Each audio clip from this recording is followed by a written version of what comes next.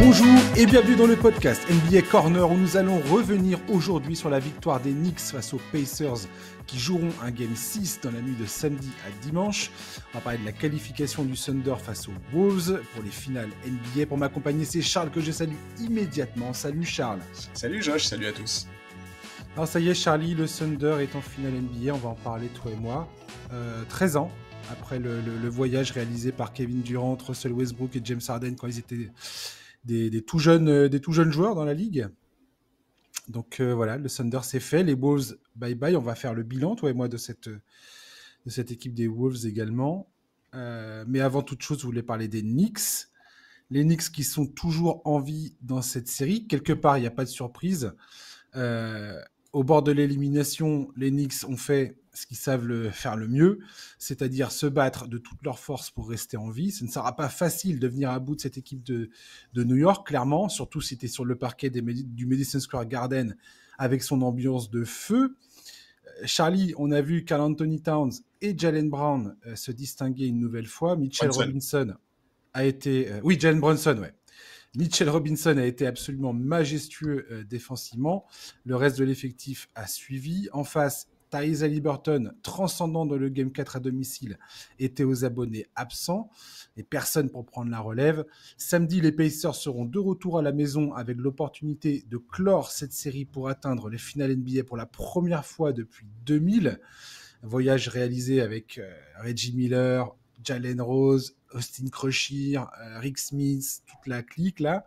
Je pense que personne à Indiana ne souhaite retourner à New York pour le Game 7, je suppose. Contrairement à nous, les fans, parce que cette confrontation, franchement, a réussi à tenir toutes ses promesses. Charles, je voulais savoir, pour commencer, comment tu vois ce match 5 ? Est-ce que les Knicks ont trouvé des solutions fiables ou est-ce que c'était principalement l'énergie du désespoir qui était en œuvre ? Moi, je pense que c'était un peu des deux, mais surtout aussi un vrai mauvais match d'Indiana. Hein. Les titulaires sont vraiment passés au travers de leur rencontre. Siakam avait l'air d'être à peu près le seul dans son assiette. Les autres se sont vraiment loupés. Ils ont été dominés physiquement et dans l'envie.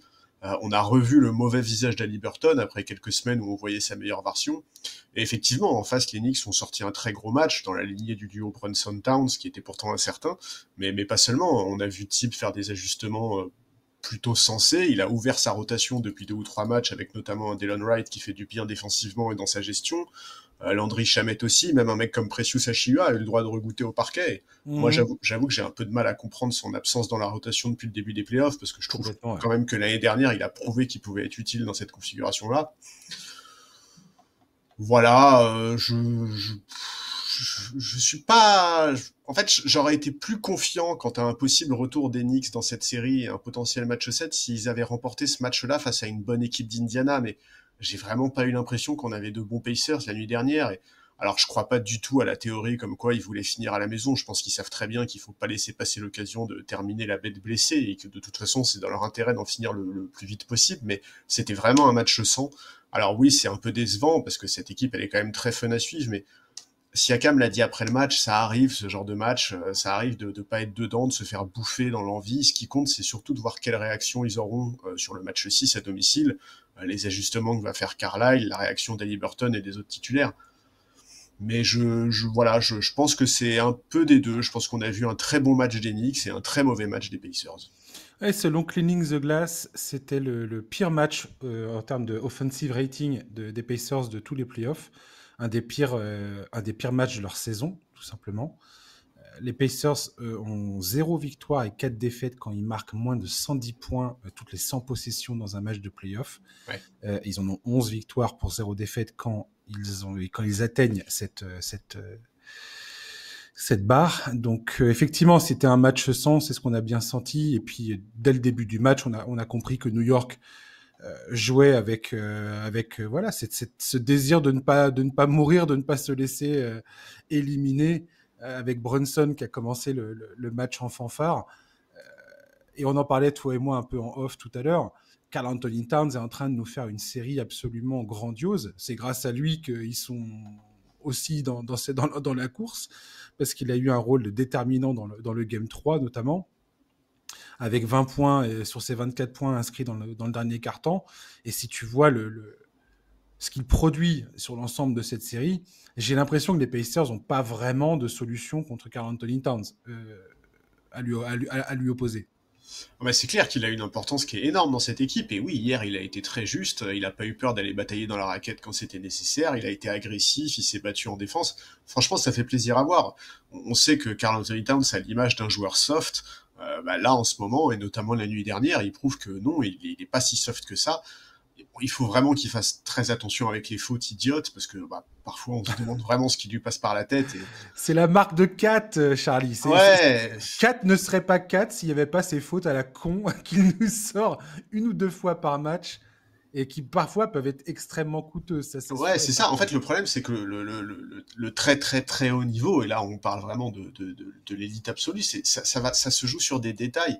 Et les fautes de Karl Anthony Towns, c'est un détail qui peut peser extrêmement lourd, parce que ça implique qu'il ne soit pas sur le parquet à des moments clés, ça impacte sa défense. Enfin, c'est vraiment quelque chose sur lequel il faut qu'il fasse très très attention dans le match 6 et dans un éventuel match 7. Oui, absolument. Ouais. Karl Anthony Towns, dans cette série, sur les pénétrations, il est à 1,23 points par pénétration, selon le Sport Radar. Si on compare ça à ce que ça donnait en saison régulière, il était à 1,14 points par pénétration. Donc il a vraiment haussé sa productivité dans cette série. Ça montre aussi que les Pacers ne sont pas forcément taillés pour ça. Après, voilà, comme tu l'as très bien dit, là c'était un non-match des Pacers. Quand tu vois le match 4 absolument resplendissant de Tyrese Haliburton, je vois mal les Pacers foirer le match à domicile lors du match 6. Cependant, je suis un peu inquiet quand même sur la blessure à la cheville de Aaron Nesmith. On voit que ça le contrarie dans sa défense face à Jalen Brunson, dans ses déplacements latéraux notamment, ce qui est tout à fait normal. N'importe qui a déjà eu une entorse sait à quel point ça peut être handicapant, même si tu peux être fonctionnel sur un terrain, courir, marcher, sauter et ainsi de suite. Y a pas... Franchement, il serre les dents. Mais voilà, à ce niveau-là de la compétition, le moindre petit ralenti, tu le payes cash, quoi. Ah, surtout pour défendre sur un mec comme Jalen Brunson, tu t'as pas le droit à l'erreur en fait, c'est pas possible. Ouais, Ouais, absolument. effectivement, c'est un des éléments qui peut relancer le suspense, mais au-delà de ça, de toute façon, cette série, elle tient vraiment à peu de choses en fait. On peut se dire que si Tout les à fait. Knicks avaient réussi à prendre ce match 1 qui leur tendait les bras, l'histoire aurait pu être différente, mais d'abord, c'est pas comme ça que ça s'est passé, et ressasser ce scénario, ce serait sûrement la pire chose à faire pour les hommes de Thibodeau. Et, et je sais pas, moi je trouve, en fait, je suis tellement, je suis tellement impressionné par cette équipe d'Indiana. Je trouve ils sont tellement confiants en fait dans leur équipe, dans leur collectif. Ils sont tellement en maîtrise de leur basket. Alors évidemment, dire ça après le match 5, ça peut paraître un peu étonnant, mais déjà, outre le fait qu'on sait que l'histoire de la ligue prouve que mener 3-1, c'est quand même quasiment avoir un pied au tour suivant. Je sais pas, je trouve ils ont tellement d'atouts, tellement de cordes à leur arc offensivement, ils ont une telle confiance en leur collectif. Et d'ailleurs, je ne sais pas si tu as vu passer la stat, c'est The Ringer qui l'a publié il y a 2 jours, mais les Pacers n'ont pas perdu 2 matchs consécutifs depuis le 10 mars dernier. C'est une stat qui est absolument remarquable, et je trouve que Ouais. ça en dit long sur leur résilience. Et d'ailleurs, c'est quelque chose sur lequel Siakam a mis l'accent. Après la rencontre hier, il explique que personne ne les attendait ici, que l'équipe est passée par des moments difficiles et que c'est pas juste un mauvais match qui va entamer leur confiance ou les pousser à changer la recette qui fonctionne si bien depuis des semaines. Ils connaissent très bien leurs forces, et je pense qu'ils savent comment manœuvrer cette équipe de New York. Donc voilà, malgré effectivement cette alerte à la cheville pour Nesmith qui est potentiellement un vrai problème pour lui, moi j'ai quand même tendance à penser que cette équipe d'Indiana, elle a les armes pour conclure, quoi. C'est mon sentiment également. Maintenant, s'il y a une équipe qui a l'air quand même bien décidée à jouer les troubles faits depuis le début de ces playoffs, c'est bien cette équipe des Knicks qui a toujours démontré. Les Knicks, t'as l'impression que s'ils n'ont pas 15 points de retard à un moment du match, ils sont pas dans le match, quoi. Il y a un truc qui colle pas. Il faut toujours qu'ils soient derrière pour pouvoir remonter. C'est pas ce qui s'est passé dans le Game 5 pour le coup. Ils ont été devant quasiment toute la durée de la rencontre. Défensivement, je les ai quand même trouvés beaucoup plus volontaires. Alors, c'est là où moi j'ai du mal à départager les choses. C'est-à-dire, et c'est pour ça que je te posais la question en intro, c'est que je me pose véritablement la question de savoir qu'est-ce qui est transposable de ce match au match 6 défensivement pour les Knicks. Où il y a eu des moments dans le match 5, clairement, où tu sentais que les Pacers ne pouvaient absolument et strictement rien faire. Il y avait un mouvement défensif des Knicks, tu avais l'impression de voir le Thunder bientôt sur le terrain, quoi. Il y avait des rotations défensives qui étaient avec une énergie débordante. Et je me demande à quel point, enfin, quand tu vois ça en tant que spectateur, tu te dis pourquoi vous aviez pas cette énergie-là auparavant, à d'autres moments dans la série. Qu'est-ce qui fait que là, dans ce match-là, ça soit absolument, quasiment à chaque instant, avec, ouais, où tu arrives totalement à mettre en incapacité les Pacers de développer leur jeu. Et qu'est-ce qui ferait qu'au Game 6, c'est impossible de le faire. Et je pourrais te retourner exactement la même question par rapport au match 4 des Pacers où Tyrese Haliburton, tu as l'impression que c'était une force inamovible et que rien ne pouvait l'arrêter, quoi. Bah, en fait, pour les Pacers, la clé, on la connaît depuis le début de cette série, c'est réussir à imposer son rythme. Et d'ailleurs, c'est exactement ce qu'ils ont fait dans le match 4, juste Tout après à avoir fait. perdu à domicile. En fait, pour moi, c'est déjà là, ils ont déjà à ce moment-là montré leur capacité de réaction, parce que ce match 4, il était capital. Les Knicks avaient l'occasion de revenir à 2-2. Le visage de la série aurait vraiment pu changer et dès le début de la rencontre, ils arrivent à imposer leur tempo. Le premier quart-temps du match 4, il est absolument délirant. Je crois. Attends. Oui, c'est ça, ils mettent plus de 40 points. C'est un Liberton qui ne rate rien. Bon, ce match le finit avec une perf historique, hein, plus de 30 points, 12 rebonds, 15 passes, aucune balle perdue, 41% à 3 points. C'est phénoménal.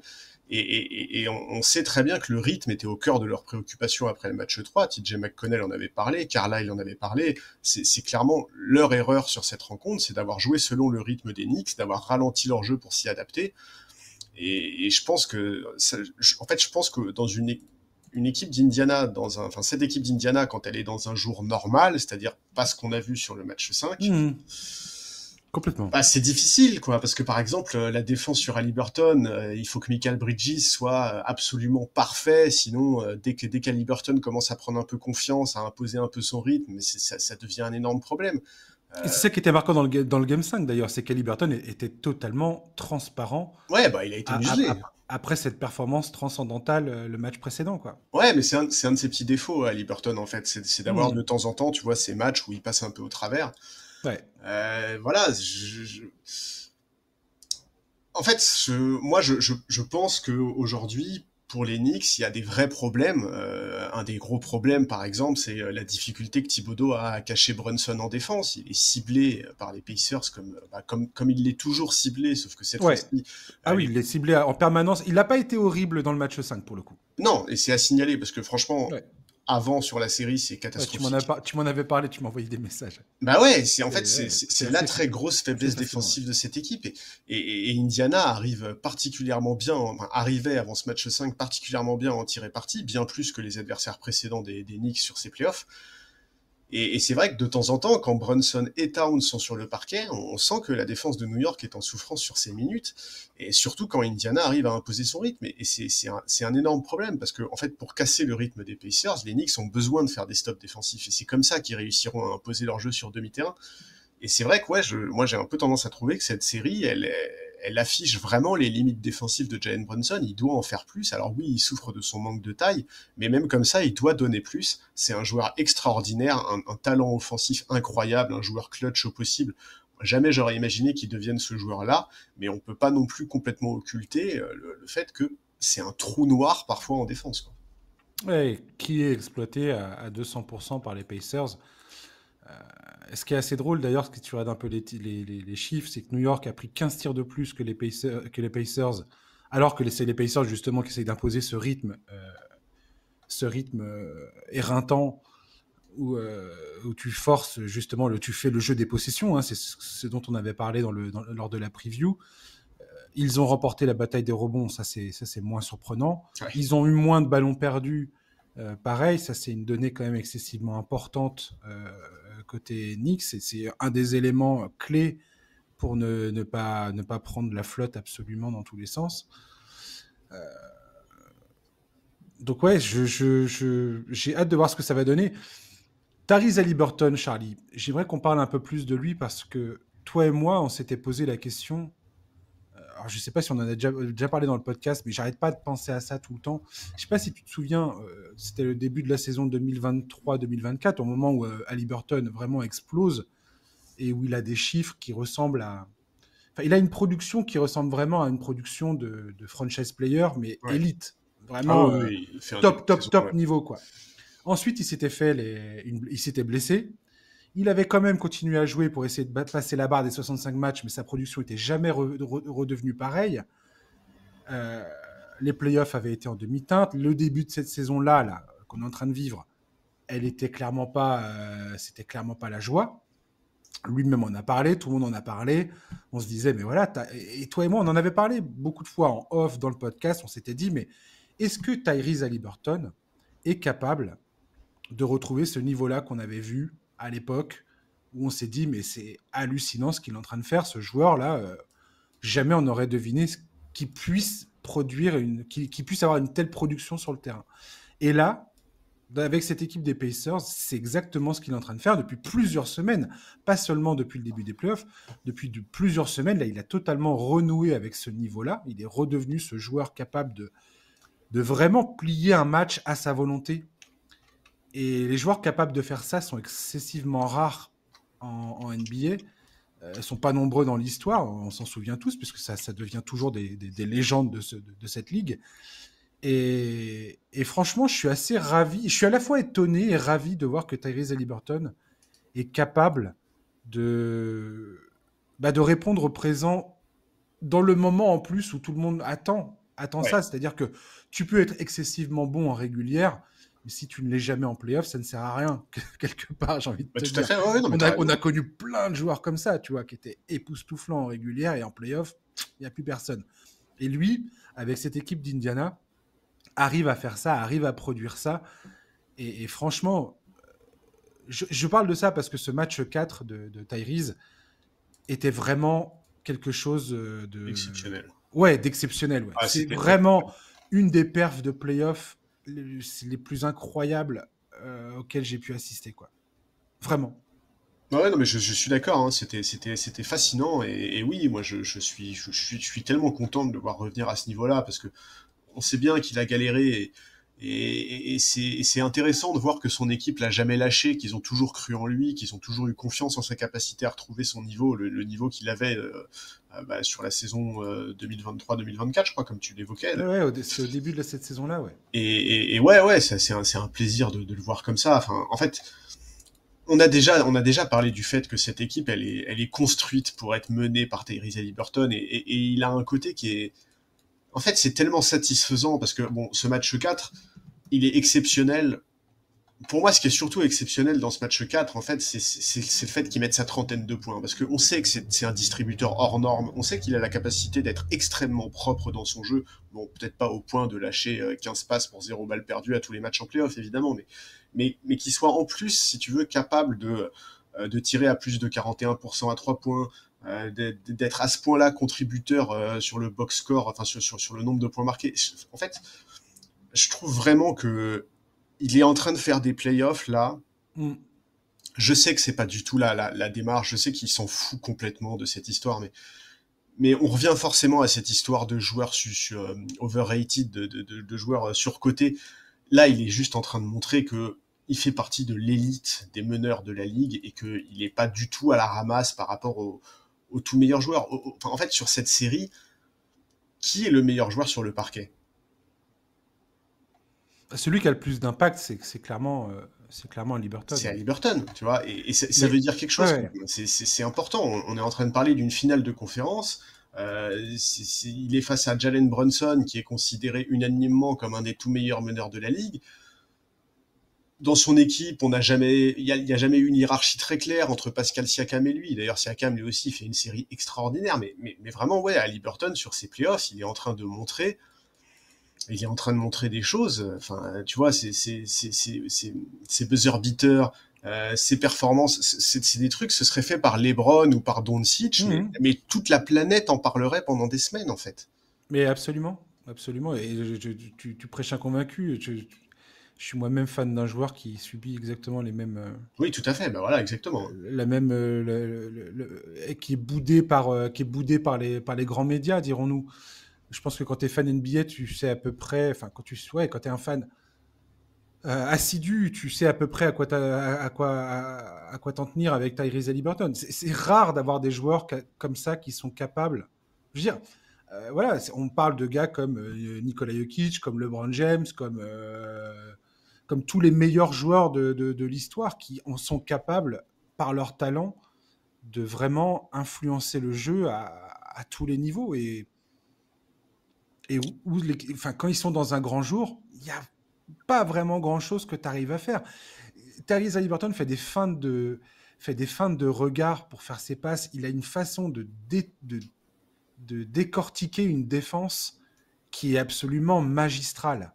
Ah, mais Sa lecture du jeu est absolument folle. il magnifie le collectif comme très peu de joueurs le font. Ouais. Ouais, mais même sa façon de se jouer de la défense des Knicks et de voir les joueurs des Knicks comprendre leur erreur et comprendre que Tyrese Haliburton, depuis le début, les emmène dans une impasse et que son objectif est tout autre, c'est quand même la marque des grands joueurs parce qu'à ce niveau-là, il n'y a pas de.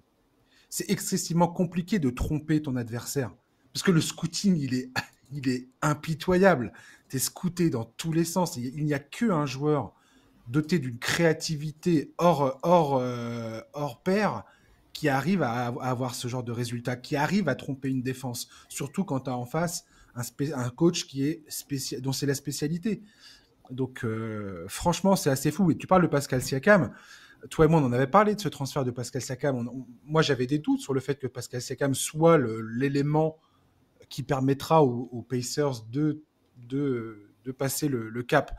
Après, on pouvait pas deviner à l'époque l'évolution d'Aaron Nesmith, Bénédicte Mathurin, qui était à peine dans la ligue ou qui venait d'être drafté, ou je sais plus. Andrew Nembhard, pareil. Obi Toppin n'était pas encore dans l'effectif. Ben Shepard n'avait pas été drafté. Bref, tout ça, c'est. Et toi et moi, on en a parlé en off aussi. On s'est envoyé des textos là-dessus, sur la construction de cette équipe. Dans la preview, on en a parlé aussi. Mais la construction de cette équipe, franchement, récupérer à Tyrese Haliburton dans ce transfert euh, qui a vu Sabonis partir, récupérer Pascal Siakam, la draft, récupérer Rick Carlisle de Dallas. Cette équipe, c'est tellement magnifique la construction de cette équipe que j'ai envie d'en parler, j'en parle, et j'ai envie de le mettre en exergue. Vraiment. Ça me semble assez hallucinant, en fait, ce qu'on est en train de regarder de la part des Pacers. Ben ouais, surtout qu'en fait, En fait, ce qui est génial avec cette équipe, c'est que personne ne les attend, en fait. Tu vois, C'est ça.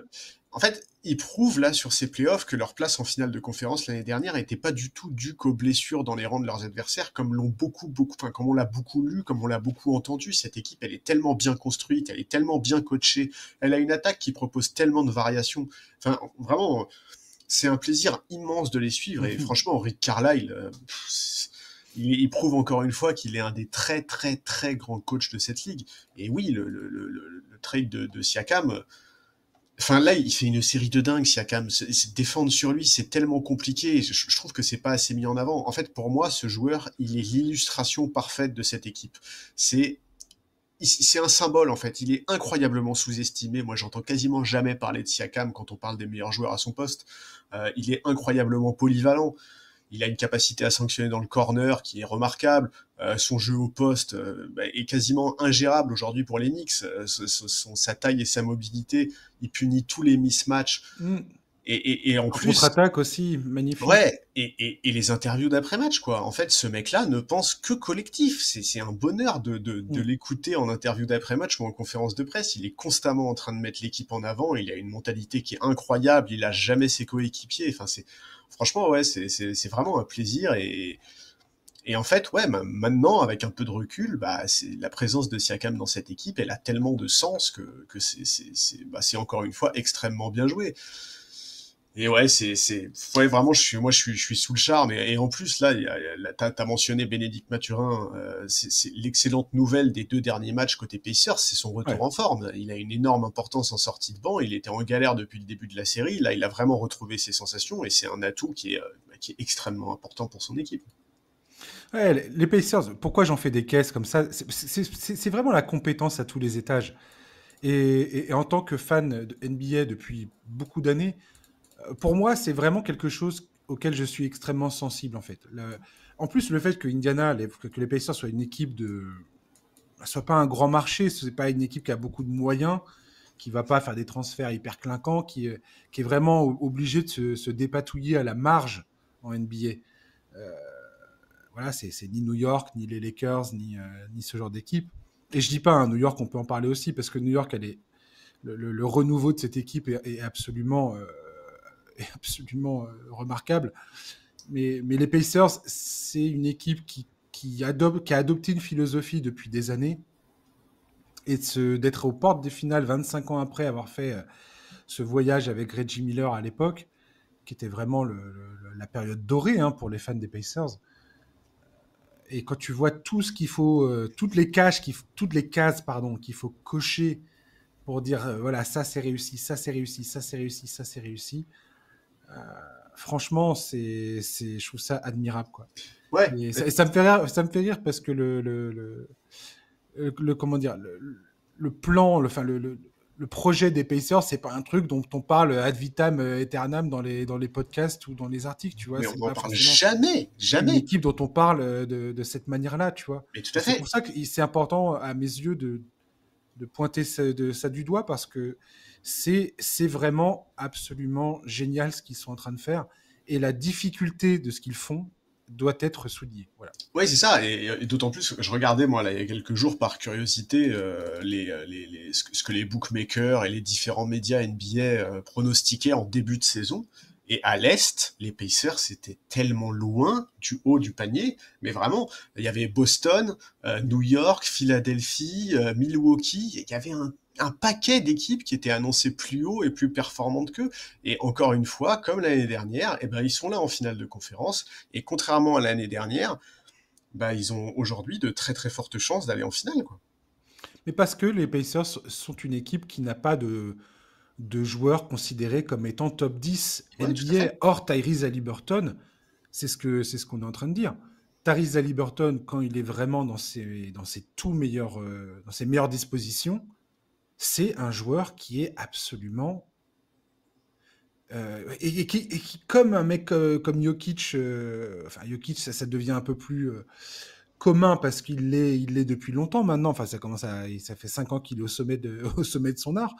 Mais Haliburton, il correspond pas à la définition que tu te fais d'une superstar. Et quand tu parles des équipes présentées en début de saison, le point commun, c'est quoi? C'est soit un gros marché, soit il y a un joueur Exactement. superstar Ouais, tout à fait. clairement identifié. Alors, si on parle de Joel Embiid, par exemple, excusez-moi, je vais taper sur Joel Embiid de façon totalement gratuite, mais cette personne n'a jamais dépassé un second tour de playoff. Oui, non, mais tout à fait. Ils sont victimes Euh, du star system, en fait. Ils n'ont pas de voilà. superstar. Mais après, ça peut changer, hein, parce que si Haliburton continue là, fait quelques saisons sur le rythme de sa fin de saison et de Bien ses sûr, playoffs, ça va devenir difficile de ça nous faire changera. gober qu'il n'est pas un top joueur, quoi. Non, non, mais c'est drôle. C'est drôle. En fait, le fait qu'il soit considéré comme étant surcoté, tout ça, enfin, toute cette espèce de convergence d'événements qui arrivent et qui se télescopent sur le passage, enfin, sur le parcours absolument magistral et des Pacers dans son ensemble et d'Haliburton d'un point de vue individuel, et c'est assez drôle, quoi. C'est clair. Ah ouais, non, mais tout à fait. C'est marrant. Et les Knicks, écoute, les Knicks, on verra bien ce que ça donnera. Toi et moi, c'est ce qu'on avait dit, un match 7 au Madison Square Garden, non? Ouais. Et Moi, j'avais prédit la victoire des Knicks et toi la victoire des Pacers. tout à fait, tout à fait. Après, Thibodeau est en train de détruire un peu mon narratif, hein, parce que vu qu'il a ouvert sa rotation, Ouais, tu vois, la nuit dernière, il n'y a pas un seul joueur des Knicks au-dessus des 35 minutes, je crois, ou peut-être Towns c'est un peu au-dessus des 35. Moi, je misais beaucoup sur l'état de fraîcheur des deux équipes sur le match 7 pour mettre les Pacers. Écoute, peut-être que Thibodeau a vu le piège. Enfin, encore faut-il arriver au match 7, hein. en tout cas, il est moins rigide que ce qu'on aurait pu prévoir. Moi, je ne m'attendais pas à ce qu'il soit à ce point dans l'ouverture de son banc. Moi non plus. Et c'est vraiment un signe d'intelligence pour le coup. Thibodeau remonte vraiment dans mon estime. Et effectivement, cette série aurait été totalement différente s'ils avaient remporté le match 1. C'est pas le cas. Nesmith est arrivé, Haliburton est arrivé, et voilà. Et maintenant, c'est 3-2. On verra bien ce que ça donnera samedi. J'espère qu'on aura un bon match, surtout. Ouais, et Un sachant match disputé. Ouais, et puis voilà, genre, les Knicks connaissent la clé, de toute façon. C'est ça. Tu dois ralentir le rythme, trouver des solutions en défense. Les 2 matchs qu'ils ont gagnés, c'est des matchs où ils arrivaient à limiter les Pacers à 100 points ou moins. Si le rythme est débridé, si Indiana impose sa paye, c'est qu'on a un match qui se joue autour des 110-120 points. New York ne gagnera pas. Par contre, Exactement. si on a un match qui se joue aux alentours de la centaine de points, là, il y a une vraie chance. Oui, ce qu'il faudra regarder finalement dans ce match-ci, c'est à quel point la défense des Knicks peut réitérer ce qu'elle nous a proposé au Game 5. Et Est-ce que surtout en c'est... prenant en compte les éventuels ajustements de Carlisle. Exactement. Donc, qu'est-ce qui va être transposable et qu'est-ce qui va changer et comment Thibodeau va s'ajuster sur le tas. C'est ce qu'il va être obligé de faire. Voir comment les Pacers arrivent à freiner Karl Anthony Towns, bien que c'est pas du tout ce qu'ils arrivent à faire. Karl Anthony Towns, cette série, c'est plus de 25 points, quasiment 12 rebonds. Il est à 52, 42, 81. C'est monstrueux. Il est monstrueux. Et la clé, c'est aussi Jalen Brown. Jalen Brown qui, lui, pour le coup, a plutôt Bronson. été... oui, Jalen Brown. Jalen Brunson, j'y arriverai un jour. Jalen Brunson qui, lui, a plutôt été maîtrisé, bien qu'il fasse une série... pareil, il n'y a pas grand-chose à redire. Il est à 33 points. Il est à 51, 36, 93. Je veux dire, ça va, quoi. ça, Ouais, se ouais. passe, De toute ça se façon, passe relativement très, très bien pour lui aussi. c'est fou de se dire que plus de 30 points de moyenne en playoff, c'est habituel pour Jalen Brunson, quoi. Ah non, mais ce joueur est absolument détruit toutes les espérances qu'il pouvait y avoir. Même les plus optimistes, je pense, ne voyaient pas ça pour lui. Donc, Oui, mais il faut bosser en défense quand même. voilà. Ça va dépendre beaucoup de ça aussi de leur côté. À voir aussi Anunoby et Michael Bridges, et non pas Miles Bridges, décidément. Euh, Comment ça va se passer de leur côté? Je pense qu'il y a des fans d'Enix qui sont potentiellement déçus de la production de... Surtout de Michael Bridges. J'ai l'impression que Michael Bridges déçoit beaucoup de fans d'Enix dans cette série. Ouais. Il est pas au mieux, effectivement, en termes de production, en termes d'impact. Après, il scoltine des bons joueurs défensivement quand Ouais, même, hein. On peut pas non plus ouais, il y en a même occulter beaucoup. son apport défensif. Ouais, moi aussi, j'ai vu quelques fans des Knicks se plaindre. Moi, je pense quand même il y a pas beaucoup de meilleures troisième options que lui en NBA, hein. Quand même pas Non, oublier que il bosse des deux côtés du parquet. Le type, hein. non, moi, ce que je pense, l'Enix, si il advenait qu'il se fasse sortir dans la nuit de samedi à dimanche, admettons. Le chantier à attaquer côté Knicks, et Dieu sait ils ont pas beaucoup de marge de manœuvre, il va falloir faire des choix difficiles. C'est potentiellement apporter un nouveau créateur Ouais, bien sûr. à côté de Jalen Brunson. C'est pas Absolument. pour rien qu'on voit Dylan Wright sortir du banc, c'est qu'on voit voilà, Michael Bridges des fois remonte le ballon et tout ça, mais c'est pas idéal. Et je pense il faut un autre créateur très correct aux côtés de Jalen Brunson. Et ça sera pas simple. Vu la configuration de leur équipe et comment elle a été pensée et construite, ça va pas être simple à faire. Ouais, non, je suis tout à fait d'accord avec ça. C'est clairement la clé pour moi. Ouais. Tu préfères parler du Thunder ou tu préfères parler des Wolves pour commencer? Oh, bah Vu que écoute, c'est une série qui est terminée. autant commencer par ceux qui sont encore en lice, non? Ouais, t'as raison. Ouais. C'est ce qui était prévu. Comme je disais tout à l'heure, 13 ans après Kevin Durant, Russell Westbrook et James Harden et Kendrick Perkins, rôle, Merci pour le rôle rappel. déterminant, comme il le dit lui-même. Le Thunder de Casey retrouve les finales NBA après s'être imposé en 5 matchs face aux Timberwolves. Une série marquée une nouvelle fois par leur énergie débordante des deux côtés du terrain. Ce qui a fini par décourager les Wolves dès le premier quart-temps du match 5. Je pense que ça a été plié en 12 minutes chrono. même peut-être avant, je dirais 9 minutes. C'était choquant. J'ai été choqué par ce match 5, je t'avoue. Ouais, c'était un statement, ouais. C'était hardcore à regarder. J'ai même pas tout regardé. Je peux le dire très sincèrement, j'ai pas du tout regardé le match. L'an dernier, le Thunder était trop jeune, pas assez expérimenté, trop tendre. Au risque de me répéter encore et toujours, les arrivées d'Hartenstein et Caruso associées à l'évolution naturelle des joueurs comme Chet Holmgren et Jalen Williams ont suffi à cette équipe pour passer le cap qui les mène désormais en finale NBA. Le MVP de 26 ans, qui est Shai Gilgeous-Alexander, a encore une dernière marche à franchir pour inscrire son nom dans la légende. Il est dans une équipe qui n'est pas sans faire penser aux Warriors de 2015, peut-être à l'aube d'une nouvelle dynastie, même si les dynasties ne sont pas prévues dans la nouvelle convention collective. Je pense que cette équipe de Thunder est peut-être la mieux partie, la mieux bâtie, la mieux équipée pour faire ça. Sam Presti, le general manager, s'est assuré que les pièces étaient en place, que la franchise ait les moyens de ses ambitions pour les années à venir. Charles, est-ce que tu as ce sentiment d'assister au début de la domination du Thunder, au moins sur la conférence Ouest? On va s'en tenir là pour l'instant. Voilà. Bah écoute, oui, hein, moi ils sont là où on les attendait, ça c'est sûr, hein, ils sont en finale NBA et vraiment, ouais, moi j'ai un peu cette sensation de monter en puissance sur ces playoffs et notamment Ouais. évidemment depuis la demi-finale face à Denver. Moi je reste sur l'idée, on en avait parlé après le match 7, moi je reste sur l'idée que ce Game 7 et plus globalement la série contre Denver a vraiment servi de déclic pour cette équipe. J'ai vraiment la sensation qu'ils ont passé un cap depuis et d'ailleurs ils sont plusieurs à en avoir parlé, Denio y compris, après le match 5. Expliquant vraiment qu'ils avaient énormément appris pendant cette série et que ce match 7 leur avait vraiment permis de passer un cap. Écoute, voilà, ils ont dominé cette série de la tête et des épaules. Et effectivement, ce match 5, allez, on va être sympa, on va dire qu'ils ont mis une mi-temps à faire la décision, mais c'est clair qu'en fait, dès le premier quart-temps, ça sentait le sapin pour les Wolves. Hein. Ils mettent 9 points dans le premier quart-temps, 6 d'Anthony Edwards et 3 de Randle, 3 sur 20 au shoot, 1 sur 9 à 3 points. Enfin, c'est une entame terrible pour une équipe qui fait face à l'élimination. Et comme en plus en face le Thunder est pas vraiment le genre d'équipe à s'endormir sur ses lauriers, deuxième quart-temps ils leur ont foutu 40 points dans la tronche. Enfin c'est vraiment c'est irrespirable la défense Ouais. de cette équipe. Le deuxième quart-temps là du match 5, ils forcent 10 pertes de balles rien que dans ce quart-temps là. Et résultat, plus de 30 points d'avance à la mi-temps, et on va le dire encore une fois, remonter le score face à une équipe qui défend aussi bien qu'OKC, c'est extrêmement compliqué. Alors remonter avec 30 points, bon, je peux comprendre que tu n'aies pas tout regardé.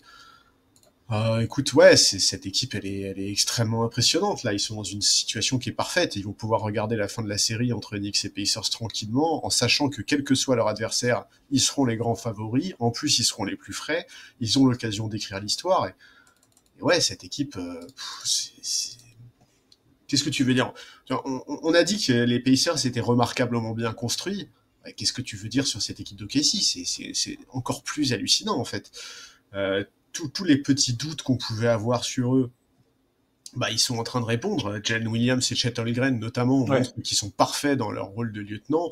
Marc Denio fait les bons choix. Tu vois, par exemple, il n'a pas hésité à sortir Hartenstein quand il était en galère. Enfin, ouais, vraiment, bravo. Et c'est incroyable, cette série, franchement, elle a été dominée de la tête et des épaules. On n'aura eu qu'un seul match vraiment serré dans cette série, c'est le match 4. Alors certes, ils ont perdu le match 3, mais en fait, c'est une péripétie. Les Wolves peuvent avoir éventuellement des regrets sur le match 4 parce qu'ils ont été au contact tout au long du match avec un gros apport du banc. Mais ouais, en face, OKC est trop serein. Shai et Gilgeous-Alexander est absolument incroyable. Bon, voilà, hein, ils sont là où on les attendait, mais ils l'ont fait avec une manière plus impressionnante que ce qu'on attendait après la demi-finale face à Denver. Ouais. Je crois que, très sincèrement, ça c'est pareil, on l'a déjà dit, mais à part les Pistons 2004 ou les Bulls vraiment top niveau 96, 97, où la défense était, où tu avais voilà, Scottie Pippen et Michael Jordan avec Ron Harper qui foutaient une pression monumentale sur les équipes adverses. Tu avais toujours ces moments dans la rencontre où tu avais cette espèce de déferlement défensif où tu as l'impression que les joueurs pouvaient plus remonter le ballon, pouvaient absolument plus rien faire. Et c'était une avalanche d'interceptions, de points en contre-attaque. Enfin bref, t'avais l'impression que tu pouvais absolument rien faire, et c'est exactement ça que te donne l'impression aujourd'hui, l'impression qu'on a du côté de Casey, quoi. Ouais, c'est irrespirable en fait de jouer contre eux. Oui, c'est ça. En C'est fait, un... t'as jamais un moment. En fait, le seul moment où tu peux être un peu tranquille, avoir un peu d'espace pour t'exprimer, c'est quand le match est terminé, en fait, quoi. Ouais. C'est quand on est dans le garbage time. Et encore, même quand on est dans le garbage time, les mecs du bout de la rotation d'OKC se donnent parce qu'ils veulent gratter des minutes, quoi. Franchement, c'est irrespirable pour leurs adversaires. Ils sont étouffés.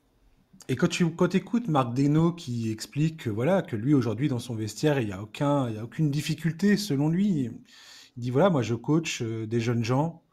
Et ça, c'est pareil, ça, c'est du scouting, c'est identifier des talents, identifier des joueurs qui vont être capables d'être coachés, d'apprendre, d'avoir un peu d'humilité, d'avoir l'humilité nécessaire pour continuer d'apprendre et de progresser, d'écouter les consignes, d'appliquer les consignes et de le faire dans un rôle qui est défini, tout en du côté des coachs, tout en ne bridant pas justement les talents individuels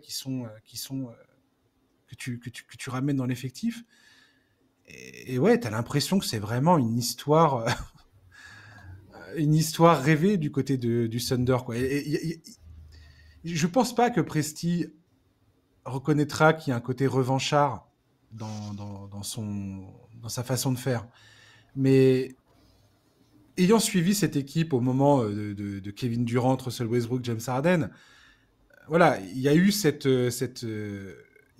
déception et en tant que fan de Casey, on était extrêmement déçus quand il a décidé de se séparer de James Harden, de filer le contrat à Serge Ibaka, de ne pas utiliser, à l'époque, il y avait l'espèce de provision qui permettait de virer un joueur et son salaire de ton salary cap. Et à l'époque, on se disait tous, mais là, Perkins vient de montrer ses limites, pourquoi vous le virez pas? Pourquoi vous virez pas ce gars-là pour filer les thunes à James Harden alors que ça se jouait sur 4 millions ou 6 millions de différence, quoi, la prolongation. Et, et je pense que quand Kevin Durant décide de partir du Thunder, Sam Presti rentre dans un mode je vais tout faire pour regagner, remonter là où je pensais qu'on était, quoi. C'est-à-dire en haut de la pyramide, mais cette fois, on va le faire à ma façon et je serai plus aussi. Je vais plus me laisser duper, on va dire, par les superstars qui composent mon équipe. Je vais vraiment choisir les joueurs qui sont là, quoi. Et force est de constater que là, il a quasiment réalisé un sans faute. C'est-à-dire qu'aujourd'hui, là, un joueur qui est devenu MVP qui a 26 ans, Chet Holmgren et Jalen Williams qui se découvrent comme les parfaits lieutenants de la star qui est à la tête de ton effectif. Il a un coach qui était, je le rappelle, qui était un assistant de Billy Donovan. Billy Donovan, quand il se barre à l'été 2020, personne ne pense que Marc Desno va devenir le joueur capable de transporter cette équipe vers une nouvelle ère. En tout cas, rien nous dit, rien nous confirme. Il n'y a aucune certitude. C'est Non. ça que je suis en train de Ah dire. oui, non, Il c'est n'y a sûr. aucune certitude. Et quand tu vois voilà, les différentes drafts, Isaiah Joe, Kayson Wallace, c'est le 10e pick en 2023, va deviner que ce joueur-là va devenir une espèce d'élément indispensable de cette version du Thunder. C'est vraiment un boulot absolument épatant. Et on connaît tous le trésor de pick de draft qu'il a à sa disposition. Et ce que ça va lui permettre de faire, on va dire, pour les 5, voire, ouais, enfin au moins les 5 années à venir. Allez, on va s'arrêter là. Pour les 5 années à venir, le Thunder peuvent prendre quasiment n'importe quelle décision. Ils ont tellement de pics à échanger qu'il peut faire des ajustements mais comme il le souhaite, en fait. Et c'est vrai que là, si je suis un GM ou un front office adverse, très sincèrement, et comment tu vas bâtir quelque chose qui va rivaliser avec cette équipe, quoi. Ouais. Bah, en tout cas, C'est terrifiant. ouais, en fait, je sais même pas si on peut vraiment se dire que cette équipe c'est un modèle pour les autres, tu vois, parce qu'en fait c'est tellement Non. hallucinant. Ouais, c'est ça. Ouais. En fait, c'est plus une exception qu'un modèle en fait cette équipe. Et elle a tellement de cordes à son arc, tu vois. Je parlais du match 4 là. Dans la preview, on avait parlé par exemple de la bataille des bancs, en disant que la rotation d'OKC, a priori, donnait plus de marge, était plus impressionnante et tout. Ce match 4, c'est les Wolves en fait qui gagnent la bataille du banc avec Alexander Walker, DiVincenzo et Reed qui font un super match, mais c'est pas grave en fait. OKC a tellement d'atouts, tellement d'autres armes que leur défense étouche complètement les titulaires et notamment Anthony Edwards. Et en fait, ils ont toujours une réponse. Ils ont tellement d'atouts que même s'ils perdent sur un des tableaux sur lesquels on les estime favoris, il n'y a aucun problème. C'est pour ça qu'on dit que c'est pour ça que c'est de là, bien que ça soit faux, c'est de là dont vient l'expression la défense permet de gagner des titres. Attention, Nico Harrison. C'est pour ce genre d'exemple. Si t'as pas une attaque fonctionnelle derrière et un joueur assez transcendant, là ils ont Shai Gilgeous-Alexander. Enfin, je veux dire, le mec il est d'une efficacité, c'est du quasi jamais vu d'être à 30 points comme il l'est avec une efficacité pareille. Donc ouais, non, mais c'est clair. Voilà, il faut quand même rappeler sur la série, il est à 31 points, 8 passes, avec des pourcentages excellents. Enfin, Elle est quasiment parfaitement construite. L'histoire est folle, elle est jeune. C'est ce à quoi on aspire tous quand on est là à crier à un modèle de réussite. C'est ça qui font le Thunder. C'est brillant à tous les niveaux. Et on parlait des Pacers tout de suite en disant exactement la même chose. C'était une façon très différente de construire. Et c'est très drôle parce que si les Pacers se qualifient en finale, on va avoir deux équipes avec deux meneurs qui ont été transférés par leur équipe qui les avait draftés. Ouais, c'est vrai. c'est quand même pas banal comme histoire. C'est-à-dire qu'on a deux clubs qui sont deux petits marchés. Alors après, je comprends bien tous les gens qui sont là, ah ouais, ça va être une catastrophe pour les audiences et tout ça de la NBA et ainsi de suite. Moi, j'aimerais rien qu'on parle de ça rapidement, mais si t'es fan de NBA, alors oui, d'accord, le grand public peut-être qu'il va pas s'amouracher de cette finale NBA. Ah, le Thunder, c'est quoi cette équipe, machin. Alors oui, peut-être que Tartampion qui suit la NBA de temps en temps va pas kiffer cette finale-là. So what? On s'en fout en fait. Si t'es fan de basket, si t'es fan NBA, tu as là deux équipes qui sont brillamment construites du front office jusqu'au 15e homme. Il y a rien qui dépasse, quoi. C'est magnifique. C'est beau, c'est fait dans les règles de l'art. Il n'y a pas eu de transfert scandaleux, il n'y a pas eu de trucs abominables, il n'y a pas eu de recrutement débile. Non, tout a été fait vraiment nickel chrome. C'est beau, c'est précis, c'est talentueux, c'est le sacre de la compétence. Et si c'est pas ça qu'on veut, c'est quoi en fait? Je comprends pas. Alors je comprends bien le star system, les dynasties, les big three, tout ça, mais enfin il y a un moment, les Warriors c'était une belle équipe jusqu'au moment où voilà, quand Kevin Durant se pointe. Imaginez demain Anthony Edwards rejoint le Thunder parce que le Thunder perd en finale. C'est ce qui s'est passé à l'époque avec Kevin Durant. Hein. Ouais.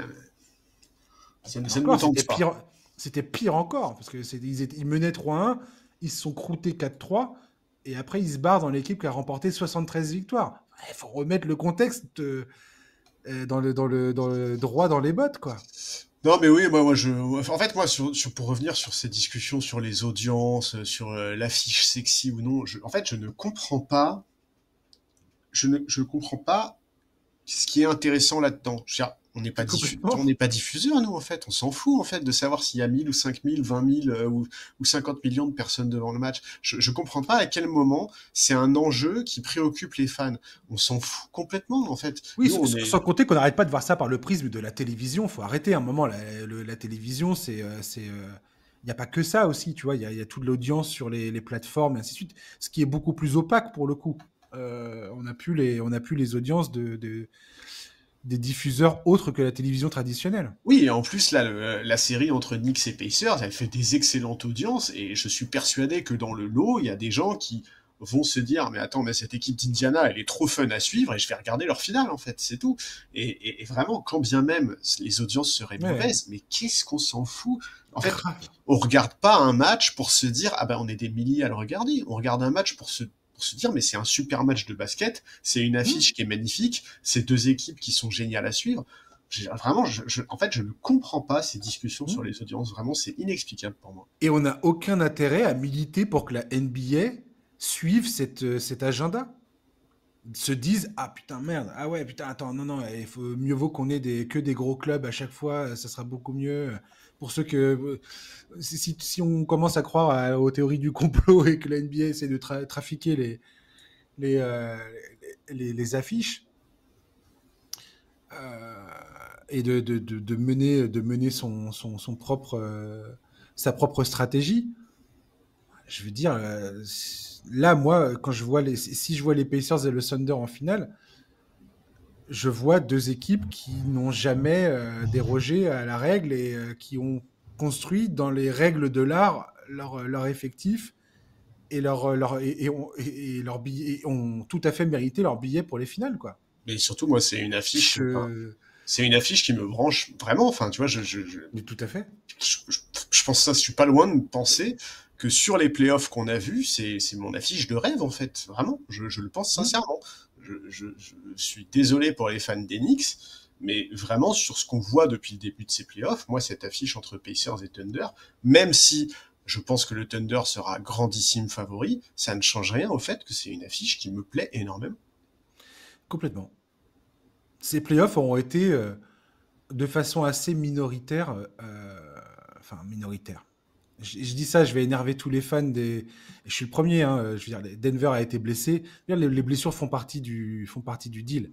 Bien sûr. Denver, même s'il passait au Casey, je vois pas comment il subsistait avec. Et à l'Est, on a vu moins de blessures que la saison dernière, plutôt. Voilà, quand même. Même si effectivement, Cleveland, il y a eu des blessés, Boston, Tatum, mais Tatum, quand il se blesse, Boston est déjà mal en point. Ouais, Donc, ils sont déjà dos au mur, hein, vraiment. on est déjà sur une configuration compliquée côté Boston. Cleveland, on a l'impression aussi que le problème était plus profond, bien qu'effectivement, le fait que Garland soit limité dans ses mouvements, c'était quand même un gros problème côté Cavaliers. Mais ouais, je comprends pas les pisses froides sur cette confrontation et sur ces profils, quoi, sur ces équipes. Et autre stat que j'ai trouvé assez marrante sur ESPN, euh, dans le match 4, Shai Gilgeous, Jalen Williams et Chet Holmgren ont marqué 95 points combinés et c'est le plus gros total de points pour un trio de la franchise du Thunder. Donc plus que ce qu'elle n'a jamais fait Durant, Harden et Westbrook dans un match de playoff. Et je trouve que ça en dit long sur la qualité de cette équipe, sur la qualité de ces joueurs qu'on est en train de regarder et dont on ne prend pas forcément la mesure toujours à chaud. Et ça, c'est un truc aussi qui est assez drôle quand tu es fan de NBA, c'est qu'on a toujours du mal à avoir le recul nécessaire, ce qui est normal, hein, mais à comprendre en fait le bon délire qu'on est en train de vivre avec ces deux équipes, là, le Thunder et les Pacers. Ouais, la Et, stat elle est incroyable, surtout qu'en plus on sait que les mecs ont une rotation énorme avec des joueurs de ouais, dos qui sont capables, évidemment avant tout de défendre très fort, mais aussi de rentrer des shoots importants. Enfin, non mais voilà, hein, cette équipe elle a juste trop de cordes à son arc en fait. ouais. Elle est trop complète. Bravo, bravo aux architectes de ce projet parce que c'est incroyable. Ouais, les deux, hein, que ce soit Presti ou Chad Buchanan côté Pacers, franchement, il faut saluer le travail de l'ombre de ces gens-là et comprendre surtout que c'est pas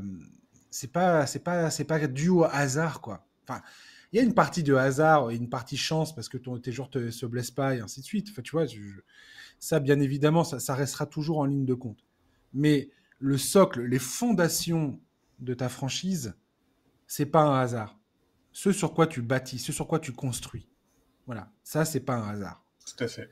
Et, euh, et surtout quand tu es dans des marchés comme Oklahoma et Indiana. On va terminer, j'aimerais terminer ce podcast en parlant de l'avenir des Timberwolves pour une équipe qui a longtemps euh, connu les saisons sans playoff.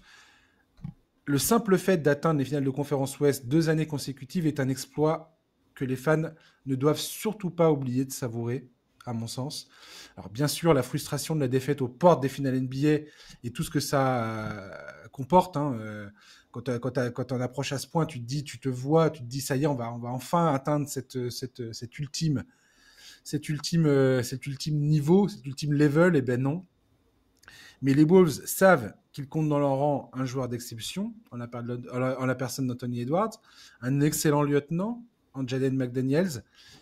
C'est tout ce qu'il y a autour qui doit être analysé, à mon sens. Le pari de Rudy Gobert semble montrer ses limites, mais sans lui, il n'est pas du tout dit que Minnesota parvienne à faire mieux sans un recrutement de haute volée. Le problème, c'est que l'effectif tel qu'il est aujourd'hui est probablement à la croisée des chemins, avec une situation financière compliquée qui va exiger des arbitrages et des sacrifices, sans la garantie que ceux-ci portent leurs fruits. Le Thunder, comme on vient de le dire, c'est le nouvel étalon pour le reste de la conférence Ouest. C'est l'équipe qu'il va falloir affronter à l'avenir. Et voilà, il va falloir être capable de construire un effectif qui va se mesurer à eux. Charles, comment tu vois la situation des Wolves actuelle et quelles sont les décisions qui s'imposent selon toi? C'est un peu compliqué parce que d'abord, comme l'a dit Chris Finch, ils ont juste perdu face à bien meilleur qu'eux. Mais il y avait vraiment un écart entre ces deux équipes. Et effectivement, moi je trouve que cette campagne de playoff, elle pose quand même quelques questions pour l'avenir. Mike Conley a affiché de vraies limites.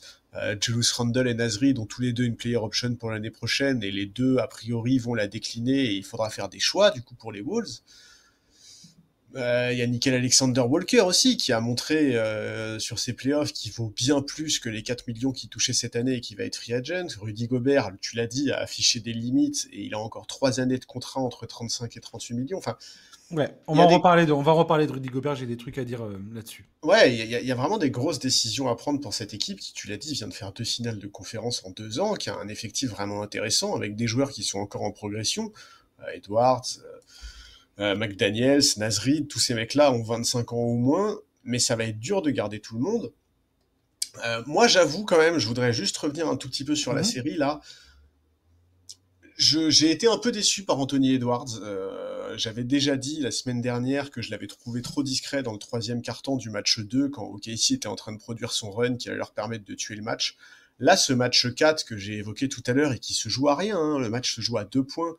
Il finit le match à 15 points, à 1 sur 7 à 3 points, et derrière, il nous fait une déclaration en expliquant qu'il n'avait pas shooté assez pour dire qu'il avait raté son match. J'ai pas été très fan de ça. Je trouve que d'abord, sa Mhm. production était insuffisante pour un joueur de son standing. C'est le franchise player évident de cette équipe, c'est le fer de lance offensif de ces Wolves. Il doit peser plus au scoring. Et au-delà de ça, dans l'attitude, je trouve qu'il doit vraiment être un leader pour cette équipe. Alors même s'il est empêtré dans la défense du Thunder, même s'il passe un match compliqué et que pour reprendre ses mots, la défense l'a forcé à lâcher la balle, il doit en faire plus. Alors il a que 23 ans. C'est aussi via ce genre de choses qu'il va apprendre et progresser. Mais je pense que c'est une question d'équilibre. Tu vois, quand il est dans une Ouais. situation où tu risques d'être mené 3-1 par une équipe comme OKC, tu dois parfois forcer la décision et te montrer plus agressif en attaque. Voilà, je respecte énormément Anthony Edwards. Hein. Avoir 23 ans et déjà avoir emmené son équipe 2 fois en finale de conférence, c'est incroyable.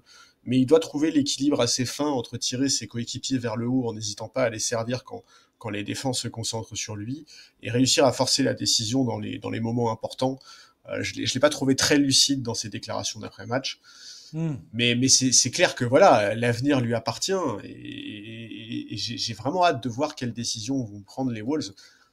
C'est vrai que pour moi, un mec comme Julius Randle qui a 30 ans et qui sort d'une belle campagne de playoff, il va vouloir profiter de la situation pour négocier un contrat important. Et est-ce que vraiment c'est dans l'intérêt des Wolves de lui proposer ce contrat, sachant que tu as Naz Reid qui, lui, a priori, voudrait être titulaire. Ça va être, ils sont vraiment, tu l'as dit, ils sont à la croisée des chemins là. Il va falloir faire des choix. Et c'est des choix qui sont extrêmement importants parce qu'ils ont un joyau absolu en la personne d'Anthony Edwards. Et il faut pas gâcher ça. En fait, la décision des Wolves, pour moi, Anthony Edwards, pour revenir sur ce que tu disais, pour rebondir sur ce que tu disais sur Anthony Edwards, on en a déjà parlé, toi et moi, de ça, mais moi, Anthony Edwards, j'ai plutôt tendance à voir le verre à moitié plein. Ah bah oui, mais 23 en fait, ans, il comme tu apprend là l'as dit. justement. Voilà, et quand tu vois la finale de conférence face à Dallas l'année dernière, et quand tu vois ce qu'il a fait face au Thunder cette année, Alors après, on peut critiquer, on peut dire, ouais, attends, il a passé les Lakers. C'est drôle d'ailleurs comment le discours peut varier d'un commentateur à un autre. T'en as qui disent, ah, t'as vu, au début des playoffs, c'était ça. On dit, ouais, t'as vu, Anthony Edwards, il a battu Jokic, il a battu Kevin Durant, il a battu LeBron James, il a battu Stephen Curry. Incroyable. Le gars, il est fou, il a un parcours de dingo. Quand je parle de Kevin Durant et Jokic, c'était l'an dernier. Hein. Ouais. Mais dans son tableau de chasse, on va dire. Et t'en as d'autres qui disent, ah, il a battu les Lakers qui avait pas de pivot et qui était avec un Doncic hors d'état de forme. Une équipe des Warriors privée de Stephen Curry, et là, dès qu'il y a un peu d'adversité, ça s'écroule totalement. Anthony Edwards est une fraude. Ah ouais. Ok.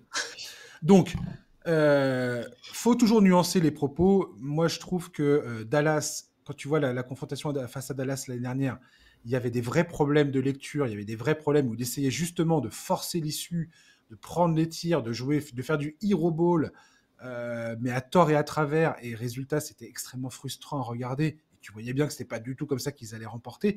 Le problème n'était pas dans sa production. Le problème était plus collectif et de trouver des solutions collectivement. Là, pour moi, c'est exactement le même problème. Le Thunder était tout simplement beaucoup plus fort.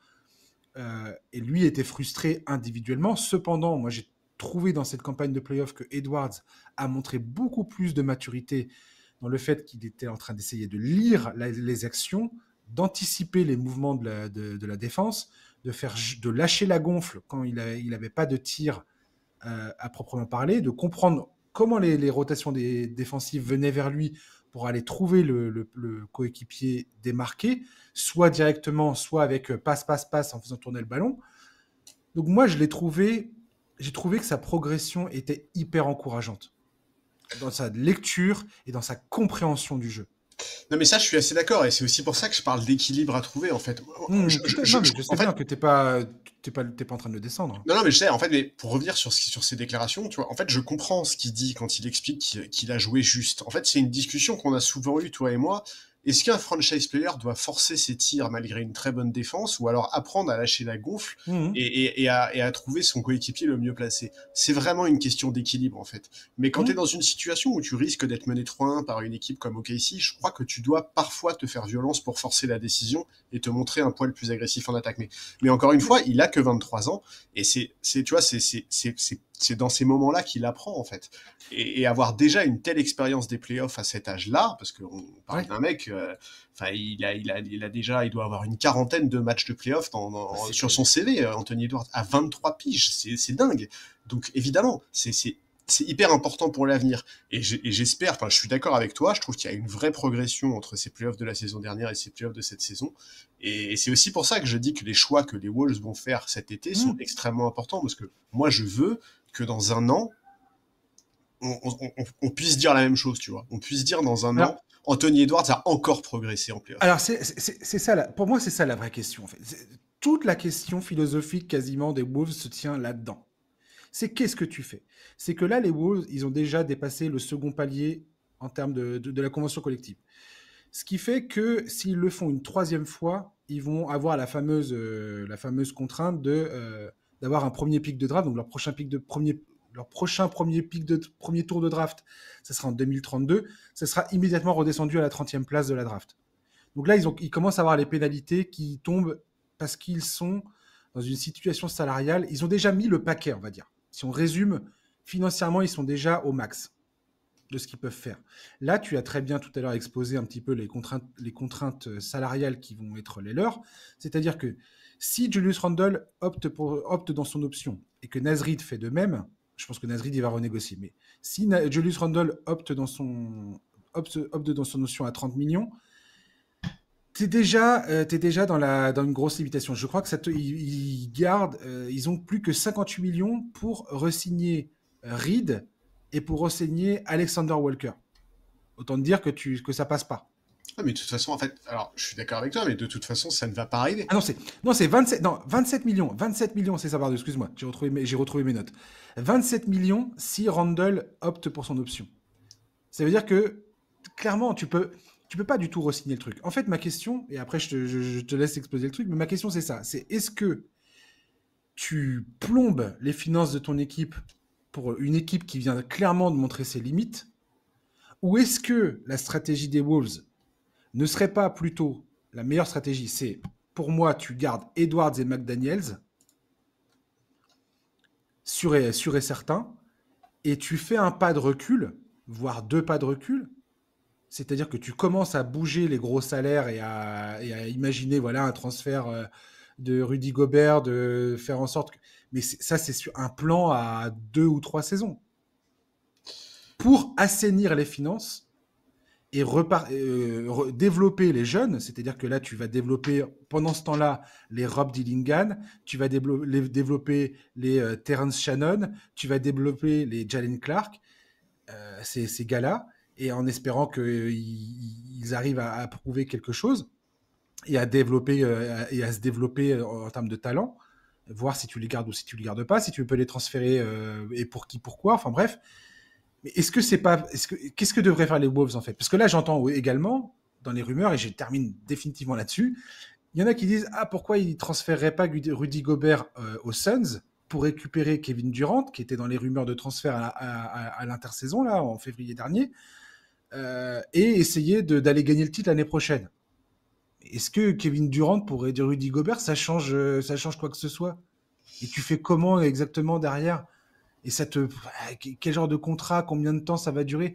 Est-ce que avec Edwards à 23 ans et McDaniels à 24 ans, c'est vraiment la stratégie que tu as envie de mettre en place quand tu as le Thunder qui est devant toi, qui potentiellement pour les 5 ans à venir, si t'es pas armé jusqu'aux dents, va te foutre des beignes à tour de bras pour les 3 ans, ou au moins les 2 ans à venir. Bah, en fait, moi, déjà, pour moi, c'est impossible de garder et Julius Randle et Nasrid. Parce que Nasrid a été assez clair, il veut être titulaire, donc tu vas pas, à moins de faire sortir Julius Randle du banc, mais j'y crois pas une seule seconde. Et surtout, moi, Mais pas du tout, ça marche pas du tout. Ouais. Voilà, et surtout, en fait, Randle, jamais de la vie, il prend son option, en fait. Jamais. Je veux dire, Randle, Donc là, pour toi, il va renégocier, mais Randle. attends, Randle, à 30 ans, il vient Mhm. enfin de faire une campagne de playoff convaincante, C'est vrai. et tu crois qu'il va accepter moins que ce qu'il touchait cette année? Parce que son Ah, mais contrat, il est dégressif, hein. ouais, ouais, il devrait pas, effectivement. Ouais. C'est impossible. En plus, il Alors, a 30 ans. si tu es les Wolves, Charlie, tu fais quoi? Est-ce que tu fais un ou deux pas de recul ou est-ce que tu continues à faire all-in sur ton équipe, sachant que Rudy Gobert. Attends, vas-y, déjà tu réponds à ça et après on parlera de Rudy Gobert, pardon. Ah bah moi, très clairement, moi, Julius Randle, je lui dis au revoir. Parce que tu peux... En fait, Nasrid, tu veux garder Nasrid. Enfin, en tout cas, moi, je pense que tu veux le garder. Il représente bien plus. Mais Nasri, tu t'acceptes de le payer combien dans ce cas-là? Ah Parce bah que, ça c'est pas ça je Nasrid, saurais te dire. il va demander un sacré pactole. Hein. Il va demander un ouais bah par exemple Nasrid aujourd'hui tu le situes comment par rapport à McDaniels? McDaniels là son contrat c'est entre 24 et 30 millions. Bah, Nasrid, je lui donne absolument pas le même contrat. Déjà d'une, je pense que Nasrid va au moins demander la même chose que McDaniels.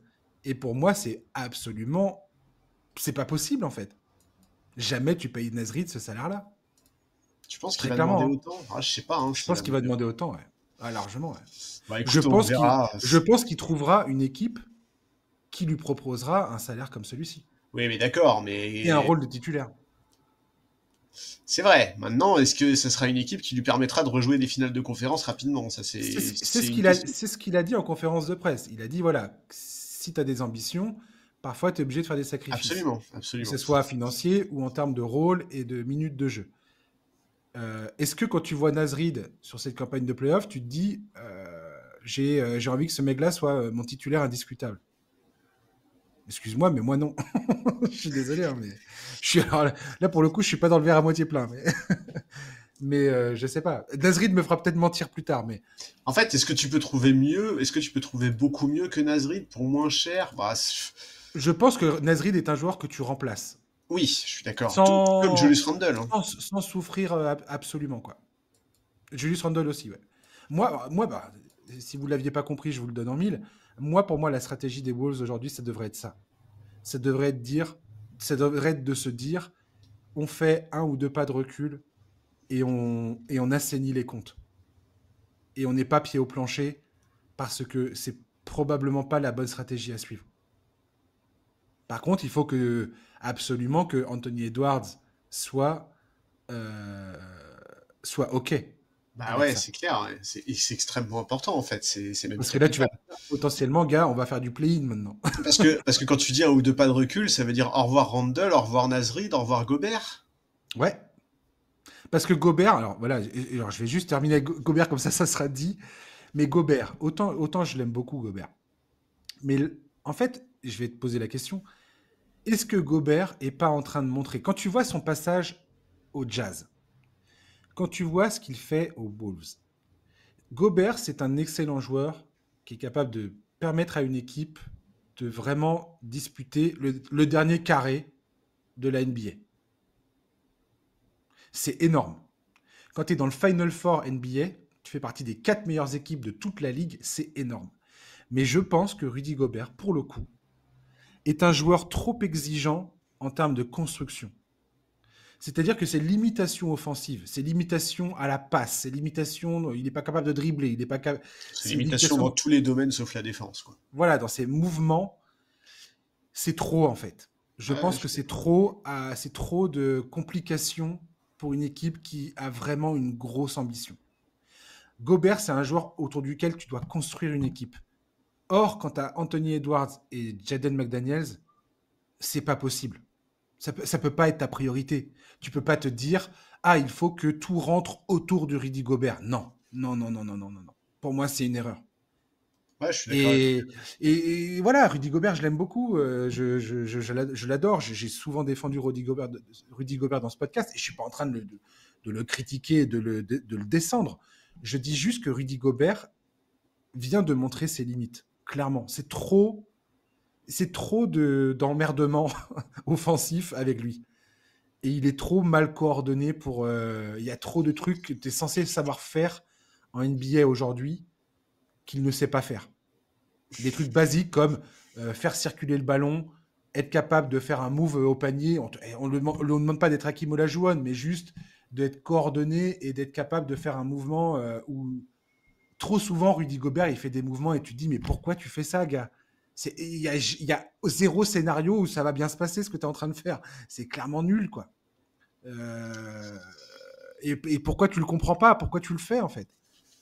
Mais bref. Et je pense que là, il vient de montrer beaucoup trop de limitations, quoi. Et quant à Anthony Edwards et Jaden McDaniels, à ces âges-là, tu peux pas leur dire. Si Rudy Gobert était plus jeune, à la limite, pourquoi pas. Là, le mec, il a quel âge? Il a 32 ans. Ouais, il a 32, ouais. Il a 32 ans, c'est dead. Tu imposes pas ça à Anthony Edwards plus longtemps. Alors, ok, mais t'imposes à Anthony Edwards d'arrêter de jouer le titre, quoi, Ouais, dans ton scénario. bah, Et moi, je suis désolé, mais quand j'entends, il faut lui vendre le fait que, voilà, il faut absolument qu'on rebaptise autour de toi aujourd'hui. quand t'entends ses déclarations d'après-match, là, après l'élimination, il est pas du tout dans cette optique-là, hein. Quand Ah il ben je sais explique bien. qu'il veut revenir en finale de conférence l'année prochaine pour Mike Conley, etc., etc. En fait, le problème d'Anthony Edwards, c'est qu'il a été trop haut, trop vite, quoi. Et Mhm. aujourd'hui, à 23 ans, tu lui feras pas gober le fait que la saison prochaine, il joue la 8e place, hein.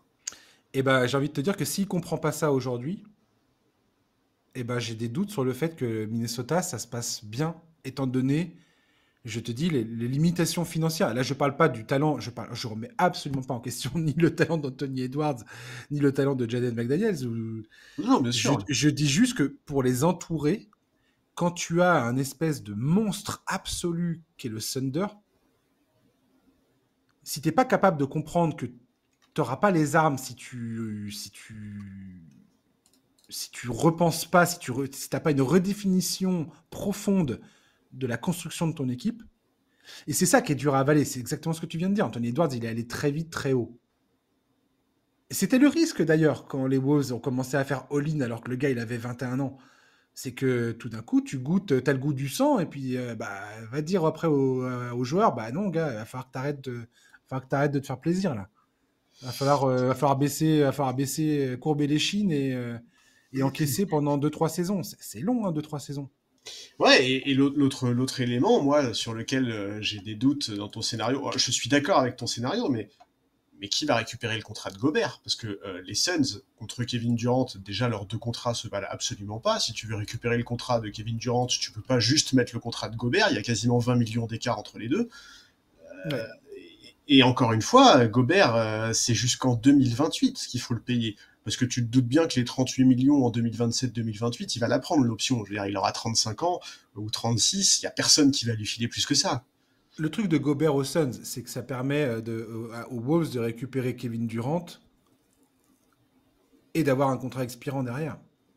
Après, est-ce que Kevin Durant accepte un transfert s'il n'y a pas une garantie de re-signer derrière? Je sais pas. Mais... Non, mais en fait, moi, le problème, c'est même au-delà de ça, c'est que pour récupérer le contrat de Kevin Durant, en fait, tu dois un minimum faire matcher les salaires, vu la situation salariale des 2 équipes. Ah, mais quoi qu'il arrive, c'est que tu fais venir Kevin Durant, tu peux trouver, tu peux faire matcher les salaires. Ça, c'est pas. Ouais, en rajoutant DiVincenzo et Mike Conley, par exemple. Voilà. Mais oui, mais tu peux pas perdre DiVincenzo. Ah bah oui, mais c'est bien là où c'est bien. Oui, mais ce que je veux dire, Charlie, c'est que tu ne peux pas faire de. Tu ne. Là, les Wolves, quoi qu'il arrive, quoi qu'on en pense, ils sont dans une situation où il va falloir prendre des décisions. Il va falloir se séparer des joueurs. Ok, j'ai trouvé une solution. C'est exactement ce qu'on vient de dire. C'est que là, en l'état, si on ne fait rien, tu re-signes Randle. Admettons, tu re-signes Randle. Ou tu re-signes que Nasrid. Que Nasrid. Tu lui offres un contrat, machin. Le contrat qu'il veut. À 30 millions à peu près. On part sur 30 millions. 2 fois plus que ce qu'il gagne maintenant. Et ben rien que ça, après, tu peux quasiment plus rien faire. C'est-à-dire qu'il va falloir que tu demandes un sacrifice financier à d'autres joueurs pour pouvoir compléter ton effectif. Ouais, sinon tu sign and trade Randle ou Nasrid et t'en fais un package avec Gobert et t'essayes d'arnaquer les Suns, quoi. Oui, d'accord. Mais ça n'empêchera pas que il faut, dans ces cas-là, avoir la réponse à la question de savoir est-ce que le front office et les propriétaires des Wolves sont d'accord pour se retrouver au-delà, pour la 3e année consécutive, du 2e palier et d'avoir et que les pénalité qui vont leur tomber dessus viennent leur péter les rotules, quoi. Et Ouais, là, pour le coup, ils pourront plus rien faire. mais dans tous les cas, ils le seront. En fait, si tu récupères pardon, Kevin Durant et son contrat à plus de 50 millions, dans tous les cas, tu y seras, en fait. Complètement. Mais avec le contrat expirant, ça veut dire que la saison d'après, vu que tu t'es débarrassé du contrat de Rudy Gobert, tu peux envisager un assainissement de tes finances. C'est-à-dire que tu vas avoir une saison pour assainir et une autre saison ou deux, potentiellement, pour reconstruire. Ouais, c'est vraiment très compliqué, hein, le dossier des Wolves, hein, Ah, mais les Wolves, ils sont dans une situation, je ne sais pas si on réalise bien, Ouais. mais leur situation financière est hyper, hyper compliquée. Et elle aurait pu être pire sans le trade de Towns. En fait, leur masse salariale, elle est à 150 millions sur 12 joueurs. Ça, c'est sûr et certain que c'est déjà payé. Le, le deuxième palier de la convention collective, donc le second apron, le fameux palier où la guillotine tombe après, c'est 207,8 millions de dollars. Donc ils sont à 57, non, 50, si, 50, non, 43,7 millions du second palier sans avoir rien fait. C'est comique. Ouais, c'est compliqué. Ouais, bah, bon courage, hein. Bon courage, Donc, parce que là... Mais effectivement, c'est sûr que si... En fait, le premier truc, le truc le plus important, là, effectivement, c'est de faire accepter à Anthony Edwards qui retournera peut-être pas en finale de conférence dans les 2-3 ans qui viennent. Et ça, oui, je pense que c'est très compliqué. Très, très oui. compliqué. Ah, mais je dis pas que c'est simple, hein. Ah non, non, mais je Mais sais bien. c'est là où le boulot du front office va être excessivement intéressant à suivre. C'est-à-dire, qu'est-ce que tu proposes comme plan d'avenir à Anthony Edwards? Est-ce que tu lui proposes, voilà, un truc, on continue pied au plancher et puis advienne que pourra sur les pénalités et voilà. Sauf que là, désormais, c'est des nouveaux propriétaires qui sont là. C'est Alex Rodriguez et Marc Lore qui ont définitivement repris la propriété du club, enfin de la franchise. Et pour l'instant, les murmures qui sortent de la boîte, c'est que eux ne sont pas du tout d'accord pour aller payer des pénalités à tour de bras. Hein. C'est pas un truc à la Matt Ishbia aux Suns, qui lui est tout seul dans son délire de propriétaire majoritaire, qui est en train qui est en train de faire n'importe quoi, enfin qui est en train de se prendre un mur total, quoi. Marc Lore et Alex Rodriguez, manifestement, là ils ont rajouté des propriétaires minoritaires. C'est de la dernière année là. Je sais plus quel type ils ont rapporté pour définitivement clore l'affaire. Et tous ces gens-là, là, si tu leur dis, bah attendez, demain, vous allez vous retrouver avec x5 à payer par rapport à ce qui était prévu, ils viennent d'être propriétaires. Hein. Faut bien comprendre que ces gars-là viennent de débourser plusieurs milliards pour devenir propriétaires d'un club. Enfin, plusieurs millions, centaines de millions. Donc, il y a ça aussi. Enfin, je veux dire, c'est... La situation des Wolves, elle est folle. Elle est folle. Ouais, mais en fait, ça fait un peu écho à ce qu'a dit Shams Charania là, il y a quelques jours, où il a expliqué qu'on allait assister à l'intersaison la plus folle de l'histoire. Et c'est clair, hein, c'est clair, parce que franchement, il y a un scénario où Anthony Edwards, il leur dit, bah ouais, vous voulez pas payer, bah ciao les gars, hein, moi je demande mon trade parce que l'opération de dégraissage que vous allez faire, elle va me retrouver moi à la tête d'un effectif pas terrible, et je peux trouver bien mieux ailleurs en fait. C'est ça, c'est comment tu gères la frustration. Ouais. Et je terminerai en louant en louant Shai Gilgeous-Alexander encore une fois. C'est un joueur qui, quand il y a Chris Paul dans l'effectif, dans la bulle, il fait les playoffs. L'année d'après, c'est une saison hyper violente. Je crois qu'ils ont 22 victoires, un truc comme ça. Dans la saison 2021, je sais plus, il faudrait regarder tu peux regarder entre-temps, tiens, si tu as l'occasion, mais en tout cas, ils ont été en play-off avec Chris Paul. Chris Paul se barre, il n'était pas censé rester, et derrière le Thunder, et d'ailleurs on s'était posé la question, toi et moi, on s'était dit, mais combien de temps Shai Gilgeous-Alexander va accepter cette situation? Est-ce qu'il est OK avec le plan? Et aujourd'hui, quand tu l'entends parler, il dit, voilà, moi j'ai parlé avec Sam Presti, il m'a présenté sa stratégie, et manifestement, il savait exactement ce qu'il voulait faire, comment il voulait le faire, et aujourd'hui, je récolte je récolte les fruits de ma patience et du fait il avait une vision très, très, très bien construite de ce qu'il voulait mettre en place. Oui, mais les Wolves, c'est exactement ce qu'ils doivent tenter de faire. Oui, mais il y a une différence. Pour moi, il y a une différence entre Shai Gilgeous-Alexander et Anthony Edwards, dans le sens où Shai Gilgeous-Alexander n'était pas programmé pour devenir le joueur qu'il est aujourd'hui. Tu vois, Anthony Edwards, t'as raison. Ça fait très longtemps qu'on sait qu'il va piquer très haut, tu vois, et il a goûté, c'est ce qu'on disait tout à l'heure, en fait, il a goûté très tôt au succès sportif. Être en finale de conférence 2 années de suite à 23 ans, c'est extraordinaire. Ouais. Et tu vois, je suis pas sûr, en fait. Je trouve que c'était plus facile pour Shai Gilgeous-Alexander d'avoir cette patience-là, parce qu'il n'était pas encore le monstre, enfin, tu vois, le joueur qu'on connaît aujourd'hui. Là où Anthony Edwards, en fait, c'est déjà aujourd'hui un joueur qui est incontournable dans le paysage NBA. Ouais, tout à fait, ouais. T'as absolument raison, c'est tout à fait... Ça va pas être simple. En tout cas, honnêtement, j'espère de tout cœur qu'ils vont trouver le moyen de lui faire accepter la situation, parce que voilà, moi j'ai envie qu'Anthony Edwards il reste dans cette équipe, mais j'ai envie que, tu vois, dans 10 ans, on se retourne sur sa carrière et qu'on dise tu te rappelles l'intersaison 2025 là où on se disait il va péter les plombs, il va se tirer, bah non, il est resté, et regarde le nombre de titres qu'il a remporté depuis, et ça j'adorerais, tu vois, je trouve ça génial.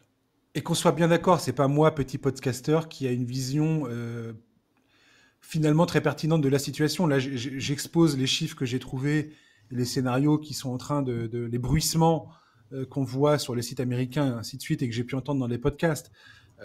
On saura cet été ce que le front office et Tim Connelly, qui sont eux des professionnels entourés d'experts comptables spécialistes du salary cap, vont mettre en place.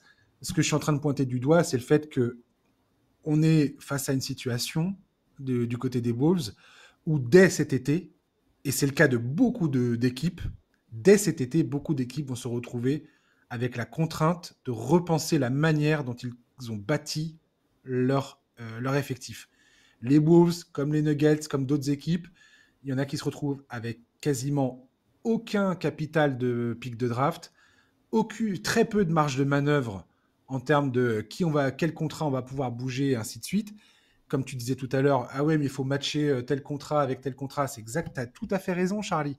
Tu as tout à fait raison. Aujourd'hui, c'est dans une situation comme les Suns et les Wolves, tu es obligé de faire matcher les contrats au plus juste pour faire des opérations. Donc, on va voir comment ça va se passer. Mais c'est le niveau d'exigence qu'ont de nombreux front office aujourd'hui en NBA et ce qu'ils vont devoir mettre en place pour s'en sortir, ça va être très, très compliqué. Et parfois, malheureusement, tu vas pas pouvoir faire ça en claquant des doigts en une seule intersaison. Ça va pas être possible. Ah non, c'est sûr, ça peut parfois prendre des années. Écoute, on verra. Ce qui est sûr, c'est que les Wolves sont une de ces équipes sur lesquelles il faut vraiment avoir gardé les yeux. Enfin, les gars, il faut garder les yeux sur cette équipe cet été parce que tu l'as dit, la formule est extrêmement bien choisie. Cet effectif, il est à la croisée des chemins actuellement. Ouais. Carrément. Merci Charlie pour ce podcast. On va arrêter là. Avec plaisir. En attendant les finales. Voilà, exactement. Et d'ailleurs, on va vous annoncer l'organisation un peu parce qu'on s'en approche. Donc logiquement, il y aura un prochain numéro du podcast mardi. Voilà, ça sera la preview des finales, logiquement. Le 3 juin. Voilà. Et donc, on vous proposera une preview des finales avec les deux équipes qui seront en lice, enfin le Thunder et soit les Knicks, soit les Pacers.